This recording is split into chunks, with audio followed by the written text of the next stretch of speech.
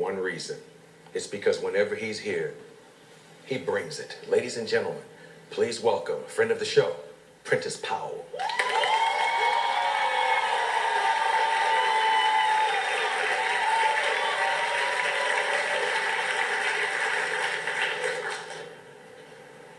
Arsenio, I'm tired of us always having to prove our love to our sons. One of the biggest compliments I get a lot of times is how great of a father I am. I see pictures on the internet. People compliment you a lot because they see photos. And honestly, sometimes I want to tell people, don't tell me I'm a good father when you don't know anything about me. Fun-loving daddy and son pictures on a Facebook page do not equate to instilling values into your child's development.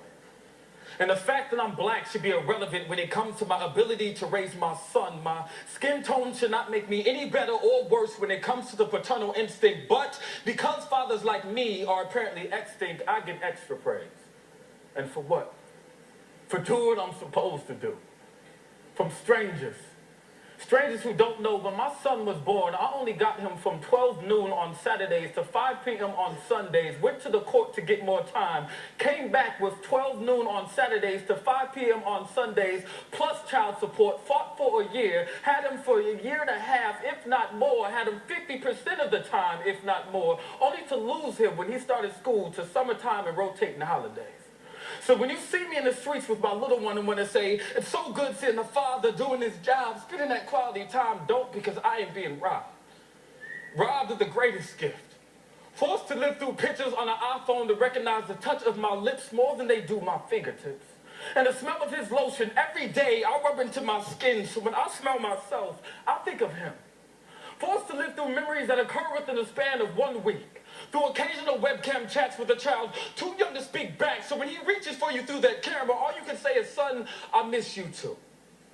Or watching your son learn how to ride a bike via Skype at the hands of another man, and even though he is a good man and you are glad he's around, that man is not you.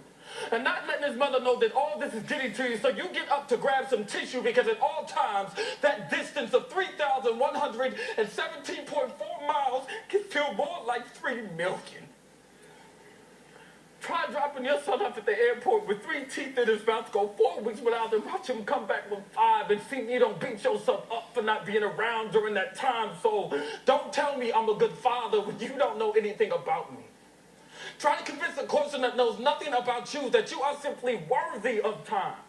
See, thousands of people inspired by your story but still feel that you are getting nowhere. Have people motivated by the pain that sits right here every day inside of your chest, and that same pain being a reflection of the amount of love that you possess. I want you to imagine your newborn baby sleep. You're watching them. Trying to get his sleep patterns down packed, praying to God you get it right because you have one night not to go 6 days until you get him back. Imagine being able to fly through this world doing what you love to do, but because of a court order, your son before the age of 1 has to fly twice a month, which may mean by the age of 2, he'll have more frequent fly miles than you. Try never spending a day in your life locked up in prison and still watch your child grow up primarily through photos. Learn about his milestones via text message or Facebook and see if you don't feel numb. So how can I smile when people tell me I'm such a good father when I feel like I'm not giving enough time to actually be one? Raise your son without feeling like you're actually raising him.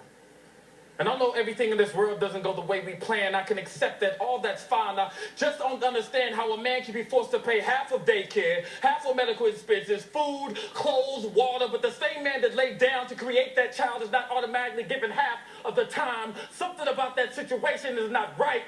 And when I'm done with this poem, I mean this. I don't care if any of you clap. I just want my praise, my kudos, my air, my earth, my water, my drive, my moon, my sun, my baby, my motivation, my son.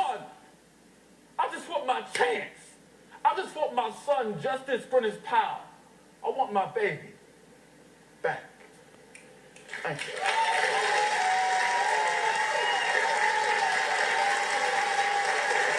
Ladies and gentlemen, that's Prentice Powell. I can't hear you. That's Prentice Powell. Yes, Prentice will be performing February 20th.